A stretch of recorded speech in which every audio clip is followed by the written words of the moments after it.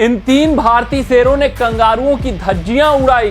टी20 world cup 2024 से हो गई ऑस्ट्रेलिया की विदाई।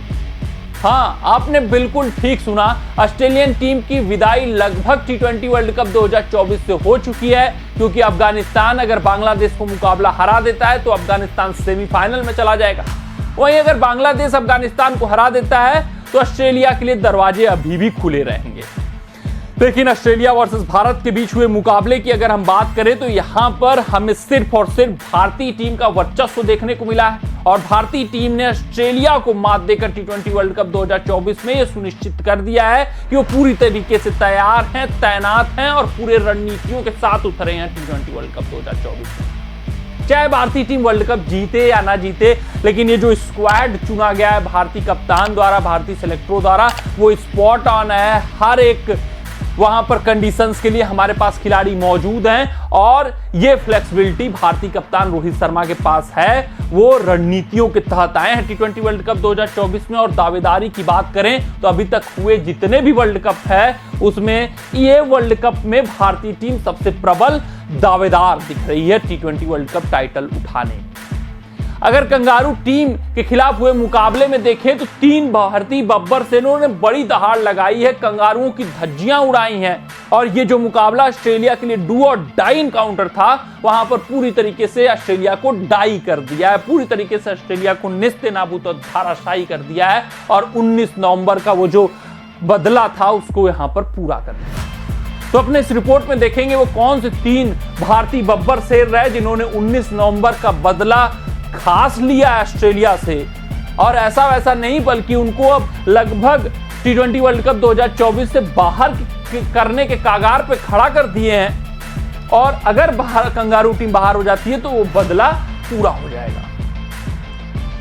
देख लेते हैं वो कौन से तीन खिलाड़ी हैं। अगर हम बात करें सबसे पहले सबसे बड़े खिलाड़ी की तो रोहित शर्मा। इस वर्ल्ड कप में सिर्फ और सिर्फ आयरलैंड के खिलाफ जब पहला मुकाबला हुआ था, इनका बल्ला बोला था, उसके बाद बिल्कुल ही शांत रहा। सवाल इनके ऊपर उठने लगे थे कि क्या टी20 फॉर्मेट के लिए रोहित शर्मा सही विकल्प है। आईपीएल भी उतना अच्छा नहीं गया था, वहां पर भी बल्ले से रन नहीं निकला था।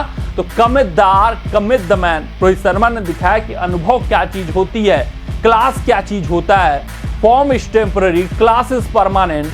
और आज की पारी जो 41 गेंदों पर 92 रन की आई है, उसने सभी क्रिटिक्स के मुंह पर ताला लगा दिया होगा। ये बता दिया होगा कि रोहित शर्मा इस फॉर्मेट के लिए भी बने हैं, या यूं कहें कि इसी फॉर्मेट के लिए इनकी शुरुआत ही हुई थी। वो तो बाद में अपने आप को इवॉल्व करते करते वनडे और टेस्ट में ये बहुत स्थापित कर लिए, लेकिन ये इस फॉर्मेट के बहुत करता धरता आप कह सकते हैं। 2007 से टी20 वर्ल्ड कप में भारतीय टीम के लिए खेल रहे हैं और लगातार टी20 वर्ल्ड कप इन्होंने खेला हुआ है।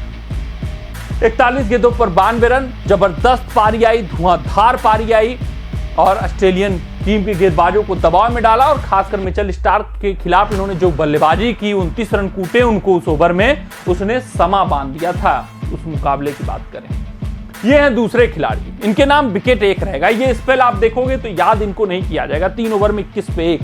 लेकिन अगर आज मुकाबला कोई भारतीय टीम को जिताया है, ट्रेविस हेड के डर को हटाया है, तो वो अक्षर पटेल हैं। ट्रेविस हेड और मिचेल मार्श के बीच में जब साझेदारी चल रही थी तो अंदर से ऐसा फील हो रहा था कि चलिए सेमीफाइनल में तो पहुंच जाएंगे, लेकिन कंगारू टीम से फिर हार जाएंगे। ये ट्रेविस हेड नामक जो भूत है वो भारतीय टीम को परेशान करता हुआ नजर आ रहा है, कैसे बेड़ा पार होगा। और मिचेल मार्श भी साथ ही साथ जीवनदान पाते हुए चल रहे थे और साझेदारी अच्छी चल रही थी। जब साझेदारी होती है मुकाबले में तो दोनों जो बल्लेबाज होते हैं वो डोमिनेट करते हैं। जब गेंदबाजों के ऊपर डोमिनेट किया जाता है तो गेंदबाज ऑटोमेटिक प्रेशर में आ जाते हैं। तो एक मूवमेंट आपको मुकाबला जिताता है, वो मूवमेंट सबसे पहले अक्षर पटेल ने दिया। क्या खूबसूरत और विश्वसनीय कैच मिचेल मार्श का लपका, वो खुद हैरान थे कि कैसे पकड़ लिया, लेकिन परफेक्ट जंप था, उनका प्रयास था, गेंद आकर उनके हाथ में लगी और वहां से कॉन्फिडेंस आया भारतीय खिलाड़ियों के अंदर कि नहीं, ट्रेविस हेड के क्रीज पे होने के बावजूद भी मुकाबला जीत सकते। फिर उसके बाद 13वां ओवर बापू लाते हैं। 11वें ओवर में जडेजा 17 रन कूटे जाते हैं। मैक्सवेल और हेड की साझेदारी पनपने लगती है और ऐसा लगता है कि अब तो फिर भैया मुश्किल हो जाना है, क्योंकि मैक्सवेल भी रिदम में लग रहे हैं। 13वें ओवर में बापू आते हैं, 3 रन मात्र खर्च करते हैं। वो जो required run rate 10 point something चल रहा था, शूट अप करके उस ओवर में चला जाता है 11। वो दबाव बनता है। बापू के 13वें ओवर में कुलदीप यादव के अगेंस्ट फोर्स किया जाता है कि नहीं, अब कुलदीप के अगेंस्ट रिस्क लीजिए। मैक्सवेल रिस्क लेते हैं, कुलदीप यादव अपना फिरकी चलाते हैं, बोल्ड मार देते हैं ग्लेन मैक्सवेल को। फिर अगले ओवर में बापू आते हैं, मात्र 6 या 7 रन देते हैं, तो वो 13वां और 15वां ओवर जो अक्षर पटेल का था वो पूरी तरीके से मोमेंटम भारतीय टीम के फेवर में डाल देता है। वो आवश्यक था। वहां रोहित शर्मा सोच रहे थे किससे ओवर निकलवाएं, जडेजा या अक्षर। अक्षर पर विश्वास जताते हैं और अक्षर उस विश्वास पर खरे उतरते हैं। ये स्पेल याद नहीं किया जाएगा, लेकिन कंट्रीब्यूशन इनका खास है, इंपैक्ट मुकाबले में जबरदस्त रहा है। अगर हम बात करें तीसरे खिलाड़ी की, तो कुलदीप यादव। सलाम है इस खिलाड़ी को, सैल्यूट है जिस तरीके से आज के मुकाबले में गेंदबाजी की है। पिछले कुछ मुकाबले में अगर इनकी स्पीड पर आप ध्यान देंगे तो लगभग 90 के पार था, लेकिन इस मुकाबले में गेंद को स्लो रखा है, गेंद को टर्न होने दिया है, पिच को समझा है, परखा है, मिजाज को देखा है, फिर उसके बाद आज गेंदबाजी की है। और इनके और जांपा में कंपैरिजन कर लीजिएगा, आपको पता चल जाएगा कितने हाई स्किल्ड गेंदबाज कुलदीप यादव हैं। 4 ओवर में 24 रन, 2 विकेट निकालते हैं। ये जो 4 ओवरों का स्पेल था, इसने कप्तान रोहित शर्मा को फ्लेक्सिबिलिटी दिया कि बुमराह को आखिरी वक्त के लिए रखें, आखिरी समय के लिए रखें। अगर वहां पर कुलदीप यादव के अगेंस्ट भी अच्छे तरीके से खेल जाते ट्रेविस हेड, तो चीजें कठिन हो जाती, दुश्वार हो जाती, प्लानिंग चेंज हो जाती, बुमराह को मिडिल ओवर्स में लाना पड़ता। लेकिन कुलदीप यादव ने एक तरफ से रन गति पर लगाम लगाया, क्रूशियल ब्रेक थ्रूज दिलाए, जिसके लिए इनको टीम में रखा गया है। मैक्सवेल का बड़ा विकेट निकाला और पूरी तरीके से भारतीय टीम को मुकाबले में बनाए रखा अपने 4 ओवरों के स्पेल के कारण।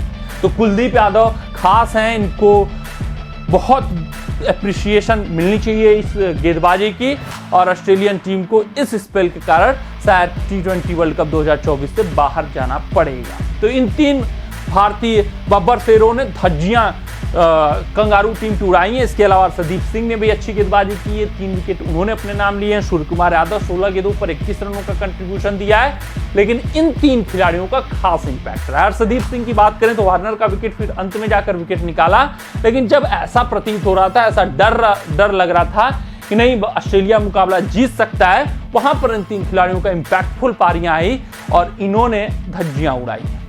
मिलते हैं आपसे अगली रिपोर्ट में, तब तक आप अपना ध्यान दें, सुरक्षित रहें, स्वस्थ रहें, मस्त रहें। जय हिंद, जय भारत। अगर ये वीडियो आपको पसंद आया हो तो इसे लाइक और शेयर करें और क्रिकेट से जुड़ी अन्य जानकारियों के लिए हमारे चैनल को सब्सक्राइब करना ना भूलें।